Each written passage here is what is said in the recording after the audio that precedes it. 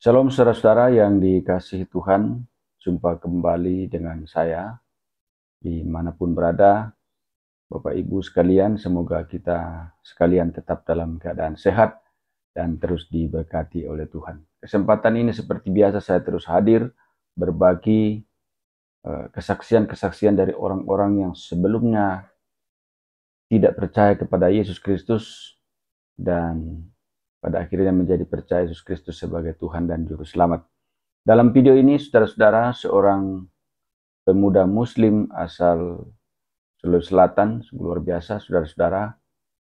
Dia boleh terima Yesus sebagai Tuhan dan Juru Selamat. Dia dipanggil oleh Tuhan Yesus untuk menjadi pengikutnya, yang mana sebelumnya itu cara Tuhan untuk memilih, untuk memanggil dia, ya, hanya karena dia sering mendengarkan lagu-lagu rohani, akhirnya dia punya kemauan, dia punya kerinduan untuk mau beribadah di gereja. Nah, seiring berjalannya waktu, saudara-saudara, akhirnya ia pun memutuskan untuk terima Yesus sebagai Tuhan dan Juru Selamat. Sungguh luar biasa, kita bersyukur sudah dipanggil oleh Tuhan, dijamah oleh Tuhan, diselamatkan oleh Tuhan, sehingga dia memperoleh hidup yang kekal. Kita saksikan bersama-sama videonya berikut ini. Perkenalkan, nama saya Muhammad Irsan Al-Farabi, umur saya 22 tahun. Saat ini saya sedang bekerja dan masih single. Saya lahir dari keluarga yang circle muslim ya, yang sangat fanatik dengan muslim dan sangat-sangat bisa dibilang taat untuk beribadah. Dan kenapa saya bilang fanatik? Karena sampai saya pun disekolahkan di pesantren dari kelas 1 SD sampai kelas 6 SD. Dan saat di pesantren itu pun saya pun dipaksa untuk hanya mengenal satu agama, yaitu agama saya sebelumnya, yaitu Muslim. Dan pada saat saya juga di sekolah, itu saya cukup banyak tahu ya tentang Al-Quran, karena memang kita didorong untuk belajar, bisa tahu dan bisa menerjemahkan pada saat itu. Tapi di sini di kesempatan kali ini saya tidak akan membahas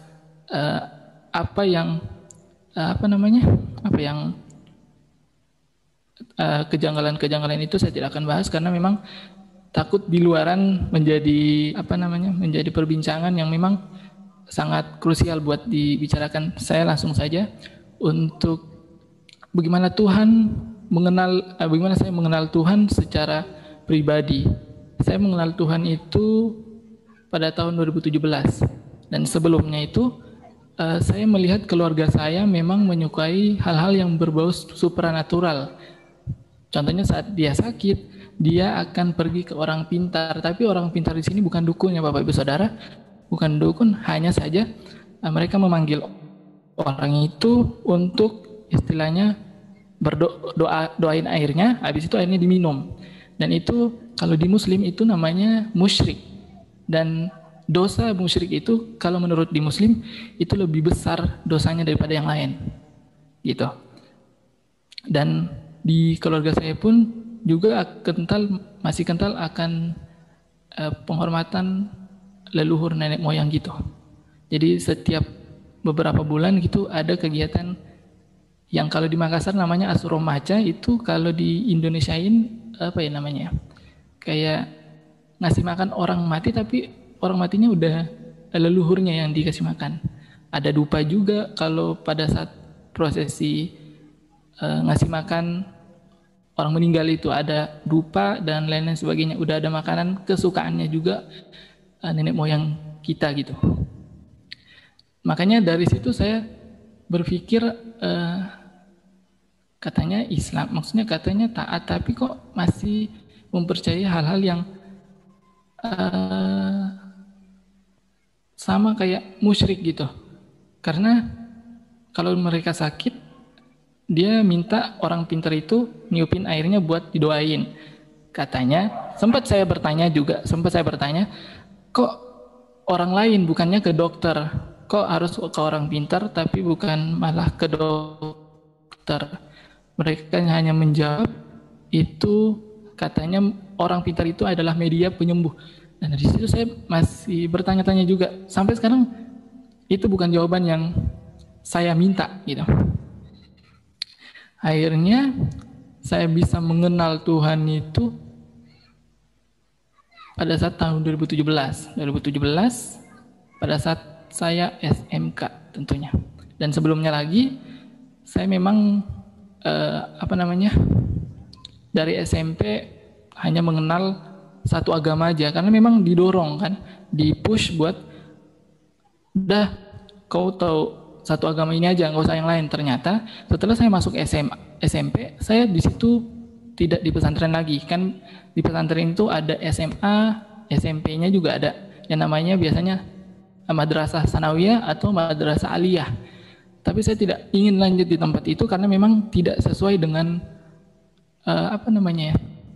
tidak sesuai dengan yang saya ingini. Akhirnya saya masuk ke sekolah negeri. Di situ saya sudah bertemu dengan teman-teman saya yang ternyata di Indonesia itu bukan cuma satu agama, ternyata ada banyak agama. Dan di situ saya mulai sadar bahwa apa yang dulu saya dipaksa untuk mengenal satu agama itu hanya mungkin cara mereka aja supaya saya tidak mengenal dunia luar gitu. Akhirnya saya SMP mengenal tuh yang namanya Kristen, Buddha, Hindu. Teman-teman saya banyak berbagai macam jenis agama di sekolah saya waktu SMP. Setelah itu masuk ke SMA, saya bersekolah di Jakarta, tepatnya di Bekasi. Saya bersekolah di situ juga sekolah negeri. Dan otomatis banyak orang selain muslim yang bersekolah. Setelah itu pada saat saya di Jakarta, saya sudah mulai tertarik dengan kekristenan. Kenapa? Karena saya memang diasuh oleh tante saya yang Kristen. Tapi tante saya yang Kristen ini istilahnya sudah tidak dianggap oleh keluarga saya. Makanya mereka tidak pernah mau bercerita tentang tante saya ini. Tapi saya tahu dari sepupu saya. Akhirnya tapi mereka pikirnya saya bersekolah dan diasuh oleh tante saya yang muslim, karena di Jakarta ada dua, yang muslim dan Kristen. Dan Kristen ini memang sudah tidak dianggap sama mereka, karena memang mereka jadi pengikut Kristus juga waktu itu. Mereka keluar juga dari Islam. Dan saya diasuh oleh tante saya, dan tante saya toleransi dengan saya. Dia nyuruh saya sholat, nyuruh saya ngaji, tapi saya iya aja, aja. Akhirnya saya ada ketertarikan dari dalam hati saya ada ketertarikan buat membaca Alkitab. Akhirnya saya bukan nyuri ya Bapak Ibu Saudara, saya ngambil Bible-nya tante saya secara diam-diam. Habis itu saya baca terus sampai saya selesai dari Kejadian sampai Wahyu. Karena saking penasarannya, akhirnya saya juga buka web Kristen, kesaksian di YouTube. Akhirnya saya mulai melakukan perbandingan yang saya pernah dapatkan kejanggalan, saya bandingkan tuh dengan kekristenan. Akhirnya setelah orang tua kandung saya tahu ternyata saya diasuh oleh tante saya yang Kristen, saya dipulangkan kembali ke Makassar untuk sekolah di Makassar kembali. Dan saat itu saya sekolah di sekolah swasta waktu itu, tapi swastanya ini bukan monoton agamanya, jadi banyak agama di dalam sekolah saya waktu itu. Nah, saya disekolahkan di sekolah swasta itu karena jarak rumah ke sekolah itu jauh, sekitar 30 menit, bisa bilang sejam ada. Makanya saya mengambil keputusan untuk ngekos di dekat sekolah. Akhirnya saya ngekos. Sampai suatu saat saya mempunyai tetangga kos yang habis pulang kerja tuh waktu itu. Dia tiba-tiba nyalain musik, musik pujian. Saya pikirnya awalnya itu saya agak terganggu karena memang pada saat itu lagi masa tenang ujian nasional. Jadi saya sebagai anak rajin gitu ya Bapak Ibu Saudara, saya belajar. Karena merasa terganggu, saya ketok kamarnya. Kebetulan di seberang kamar saya ketok kamarnya. Saya izin buat dikecilin volume suaranya, suara musiknya. Tapi setelah tetangga itu saya ngecilin, suara lagu pujian itu masih terdengar di telinga saya. Terdengar keras sekali, saudara. Mungkin Bapak Saudara tahu pujiannya. Engkau yang lebih tahu cara untuk membuka jalanku. Engkau yang lebih mengerti cara untuk menolong hidupku. Nah, lagu itu terus terngiang di kepala saya Bapak Ibu Saudara, padahal volume di speakernya itu udah kecil banget, udah yang paling kecil. Akhirnya berminggu-minggu saya mengalami hal yang serupa. Saya memberanikan diri untuk ikut. Pengen saya memberanikan diri untuk nanya, boleh nggak saya ikut? Tapi situasinya ini tetangga saya itu nggak tahu kalau saya Muslim. Jadi tetangga saya iya aja karena mungkin dia nggak tahu ya kalau saya Muslim. Habis itu saya datang tuh ke gereja. Pertama kalinya saya datang ke gereja, saya tuh kan langsung gimana ya, bulu kuduk kita berdiri. Pada saat itu waktu itu bulu kuduk saya berdiri, tapi saya percaya itu adalah jamahan Roh Kudus. Saya percaya itu Roh Kudus lagi bekerja. Dan pada saat saya datang ke gereja untuk pertama kalinya setelah sekian lama, karena memang pas di Jakarta pernah juga saya ke gereja. Dan di Makassar setelah sekian lama saya datang lagi. Pada saat saya datang melangkah ke hall gereja, terdengar suara yang sangat lembut, dan saya percaya itu adalah suara Tuhan yang terdengar di telinga saya. Tuhan bilang kayak gini, saya masih ingat ayatnya di Kisah Para Rasul ayat 4 ayat 12. Saya ada tulis di sini sedikit.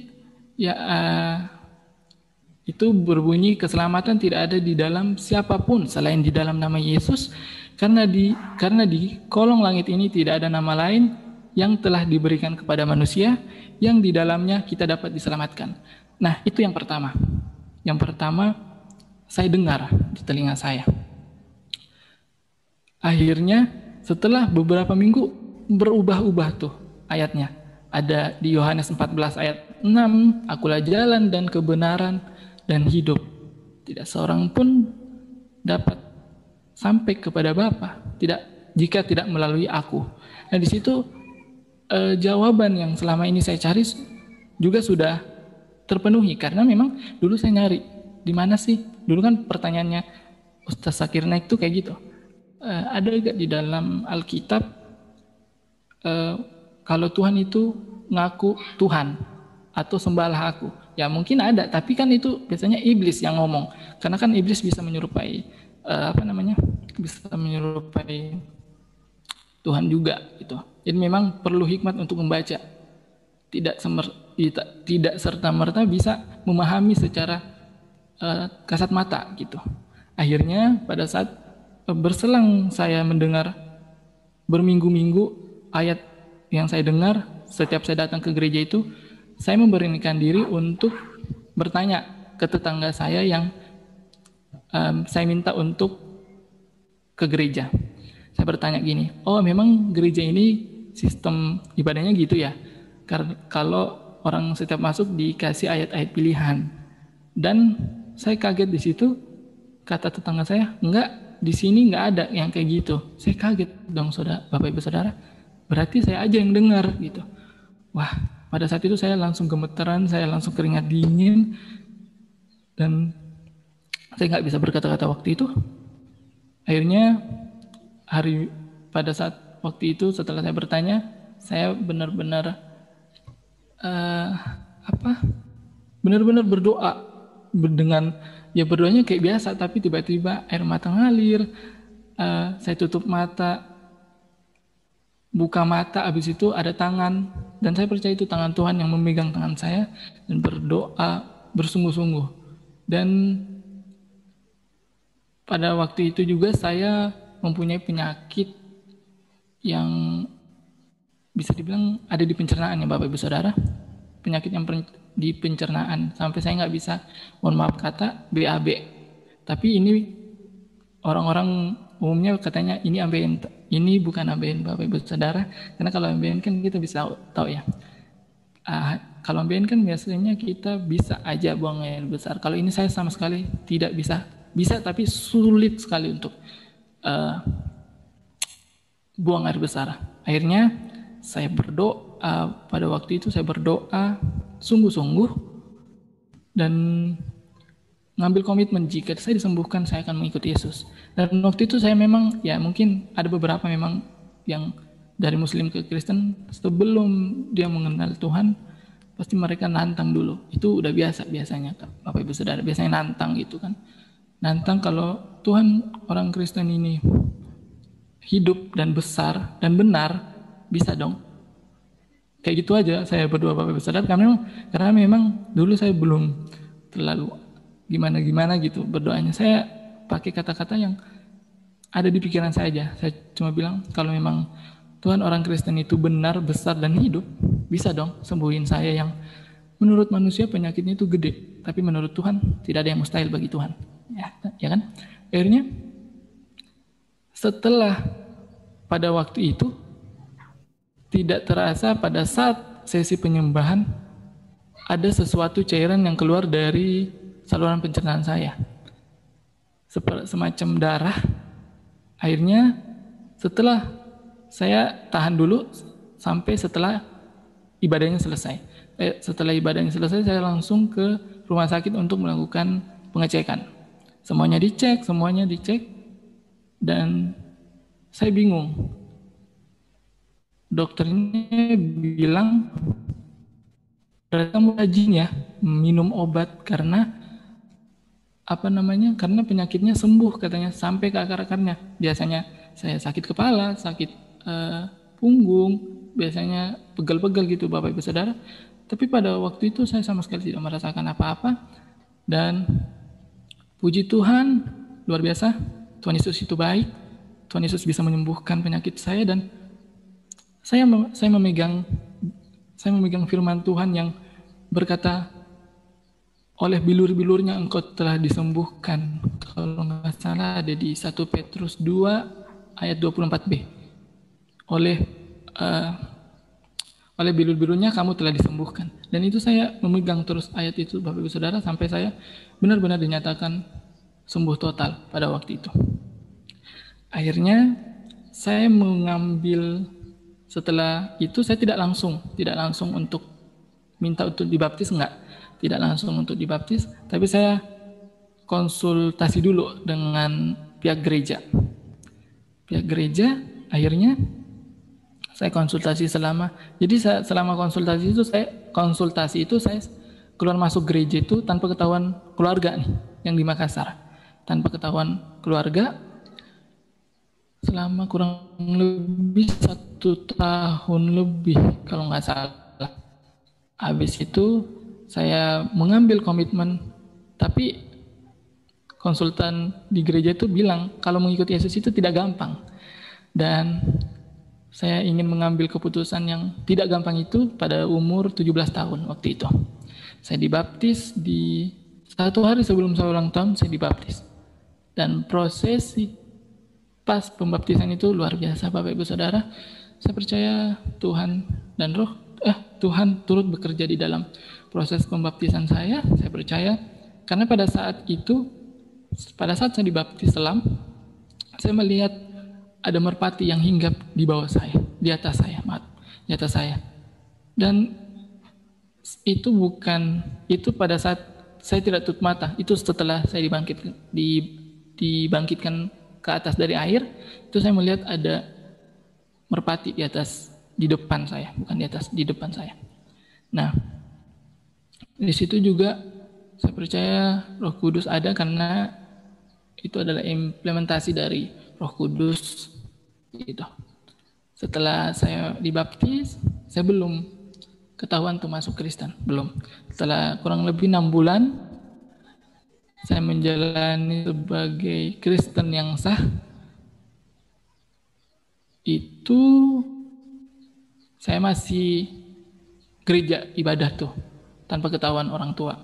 Setelah mengenal Tuhan Yesus juga saya merasakan kedamaian yang tidak pernah saya rasakan sebelumnya. Dan akhirnya pada waktu minggu terakhir di bulan Juli tahun depannya, Juli, saya sehabis pulang ibadah itu saya kaget karena beberapa kendaraan di rumah terparkir banyak. Biasanya memang kalau ada acara keluarga kayak gitu. Nah, saya sudah berpikiran aneh nih, sudah tidak enak perasaan gitu. Bahkan Bapak Ibu Saudara, tidak enak. Ini kenapa ada apa namanya? Ada banyak kendaraan di rumah. Tapi saya positive thinking pada saat itu, saya pikir wah ini acara biasa saja. Saya masuk ke rumah, orang-orang pada ngumpul tuh di ruang keluarga. Ternyata saya mau disidang Bapak Ibu Saudara karena foto pembaptisan saya bocor. Maksudnya bocor itu ada yang nge-share. Tapi saya tidak tahu itu siapa yang nge-share. Tapi ya saya juga tidak pernah menyalahkan Tuhan kenapa saya bisa ketahuan, enggak. Karena memang itu keinginan saya juga sih supaya tidak usah sembunyi-sembunyi lagi untuk beribadah. Akhirnya setelah saya masuk ke kamar, saya dipanggil lagi keluar. Irsan, coba ke sini. Baik. Di waktu itu ada tante dan om saya. Om saya, di situ juga ada orang tua saya tentunya. Tapi orang tua saya tidak mengambil tindakan, hanya diam. Om saya bertanya, apakah benar kamu masuk Kristen? Aduh, saya dalam hati kayak gitu, aduh Tuhan, gimana nih? Sampai 3 kali dia bertanya, saya langsung jawab, iya saya masuk Kristen.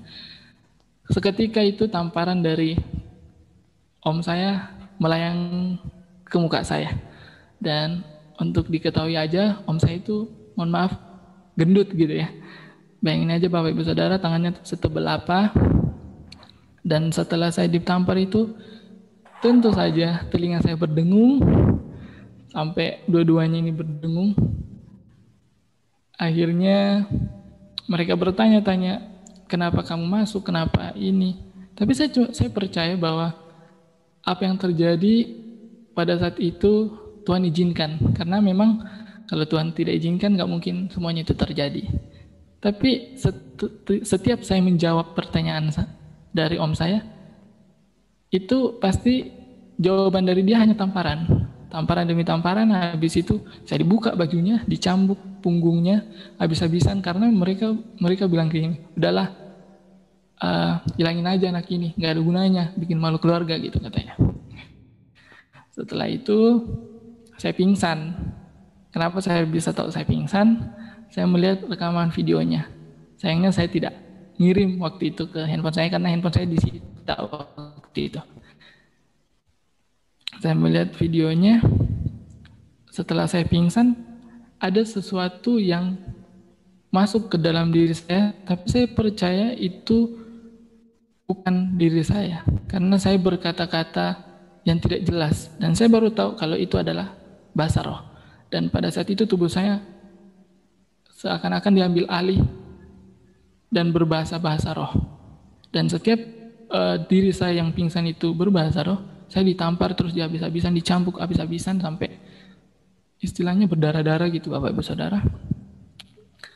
Dan setelah itu saya beberapa menit kemudian atau beberapa jam gitu kalau nggak salah, saya sadar gitu. Akhirnya saya ditanya lagi, kamu yakin mau masuk dalam Kristen? Saya jawab dengan lantang, ya saya yakin lah. Akhirnya om saya ngambil pisau tuh dari dapur, dia mau nusuk perut saya. ceritanya gitu.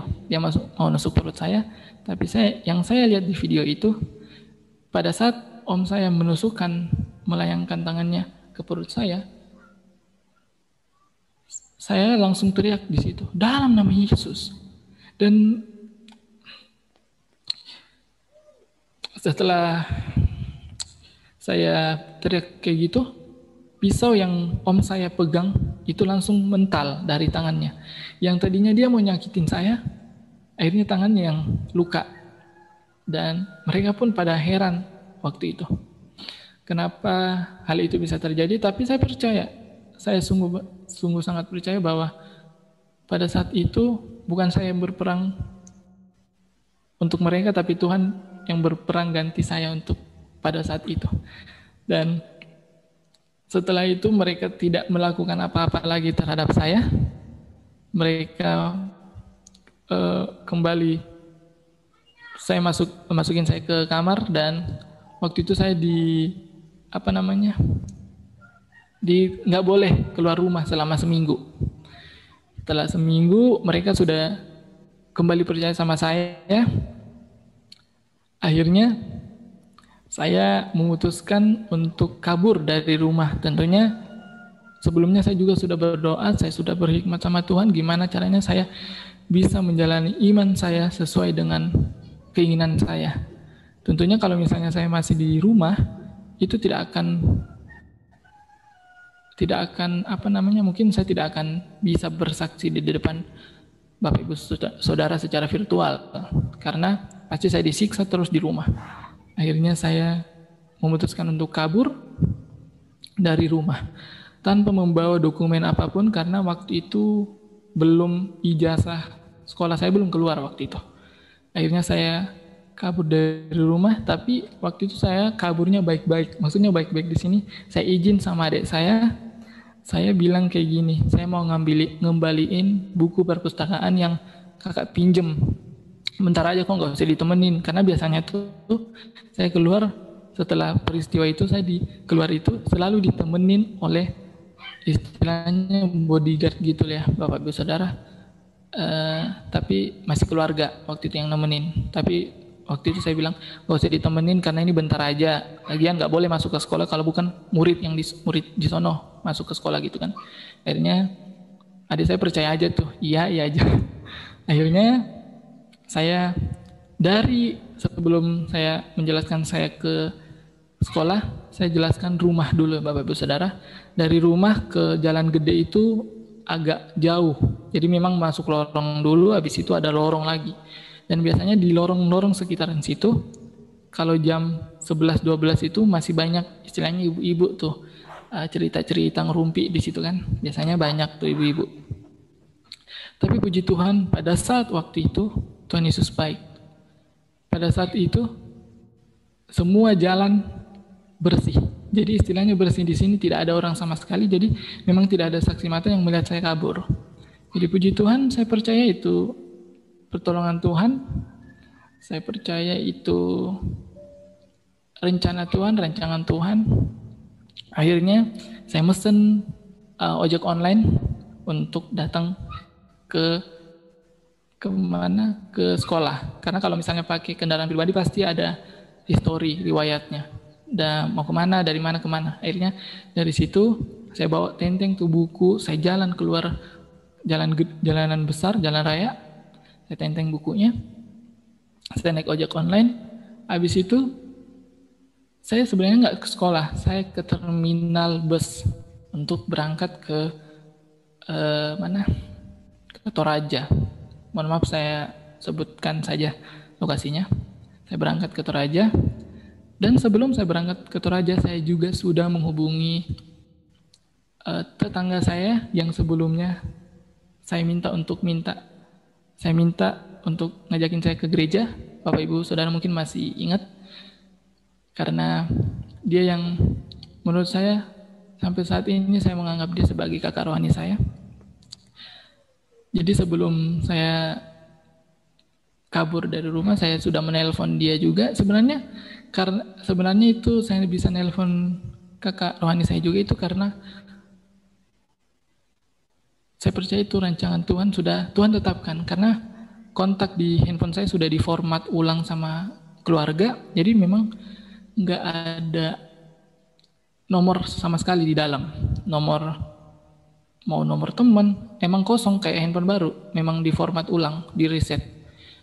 Saya pun mengetik nomor kakak rohani saya itu secara acak, dan puji Tuhan loh, haleluya, itu tersambung Bapak Ibu Saudara. Itu pada saat itu saya nangis, benar-benar nangis, kayak Tuhan, ini beneran orang yang sama yang pernah ngajakin saya ke gereja. Bukan ngajakin sih, saya yang minta buat ke gereja. Benerkah Tuhan ini nomornya? Ya udah, saya tanya ini benar kakak rohani saya yang kemarin gini. Terus dia bilang, oh iya ini saya. Puji Tuhan, saya langsung, aduh. Waktu itu saya nggak bisa berkata-kata juga Bapak Ibu Saudara, karena betul-betul nggak ada nomornya di kontak handphone saya. Setelah itu saya minta dia jemput saya di lokasi ini supaya kita janjian gitu, bisa keluar dari rumah. Akhirnya saya berhasil keluar dari rumah. Saya pada waktu itu saya ada di Toraja, dan orang tua sama sekali nggak tahu. Orang tua sama sekali sudah mengerahkan teman-teman papa saya untuk nyariin saya, tapi tidak berhasil, karena memang sebelum saya kabur juga saya nulis surat yang isinya, nggak usah khawatir, saya cuma pergi untuk menjalankan apa yang iman saya kehendaki gitu. Jadi mungkin mereka juga udah merasa tenang, karena memang saya bukan pergi diculik atau apa gitu. Memang saya pergi hanya ingin mencari ketenangan gitu. Akhirnya setelah saya kabur, keluarga saya ngutukin saya, maki-maki saya, maki orang tua saya. Tapi saya bilang kayak gini, Bapak Ibu Saudara, saya bilang kayak gini ke mereka, ya nggak apa-apa, kalian ngutukin saya, nyela saya, tapi saya percaya kutuk itu bisa menjadi berkat buat saya, bisa menjadi kekuatan bagi saya juga, malah makin membuat saya yakin dengan keyakinan saya yang baru, bahwa inilah yang paling benar menurut saya. Karena keselamatan itu tidak ada di dalam grup, tidak ada di dalam keluarga. Keselamatan itu secara pribadi.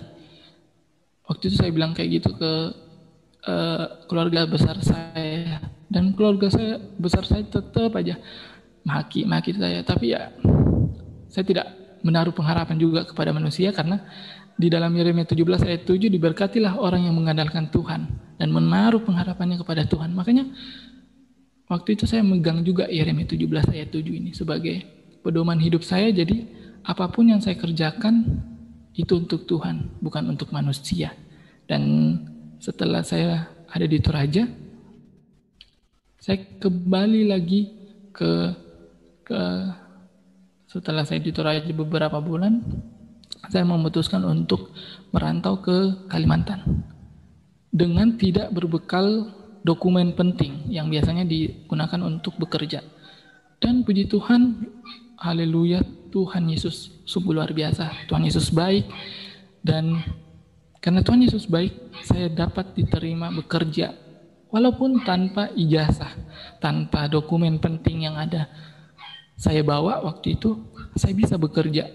Dan saya bekerja juga bukan untuk manusia, melainkan untuk Tuhan. Karena Tuhan yang ngasih, jadi saya harus bekerja untuk Tuhan. Jadi pada waktu itu saya diterima di kerja sampai sekarang. Diterima kerja di Kalimantan sampai sekarang. Dan puji Tuhan juga, haleluya, Tuhan mempertemukan saya dengan orang yang tepat di waktu yang tepat. Karena di manajer tempat saya bekerja itu juga seorang pengikut Kristus, jadi mereka bisa paham situasi dan kondisi saya waktu itu. Akhirnya saya bekerja sampai saat ini masih di perusahaan yang sama, dan luar biasanya Tuhan selalu memelihara saya, Tuhan selalu memberkati saya, dan saya percaya bahwa Tuhan yang pernah menolong saya itu adalah Tuhan yang sama-sama kita sembah. Jika dulu Tuhan menolong saya percaya Tuhan yang sama akan menolong saya dan saudara. Karena saya sangat percaya Tuhan Yesus tidak berubah dulu, sekarang, dan sampai selamanya. Dan kalau saya bisa bersaksi di hadapan Bapak Ibu Saudara secara virtual, itu semua karena Tuhan, itu semua bukan karena kuat gagah saya, itu semua karena penyertaan Tuhan yang saya disertai, Bapak Ibu Saudara juga disertai. Mungkin itu Pak yang bisa saya saksikan kebaikan Tuhan di dalam hidup saya. Demikian video ini saudara-saudara, semoga bermanfaat, boleh memberkati kita, supaya kita pun semakin bertumbuh di dalam iman kepada Yesus Kristus. Jangan lupa terus dukung channel ini saudara-saudara dengan cara like, subscribe, dan share, supaya saudara terus mendapat notifikasi video-video terbaru dari saya. Dan terlebih channel ini akan terus berkembang ke depan dan menjadi saluran berkat bagi banyak orang. Tuhan Yesus memberkati saudara-saudara sekalian.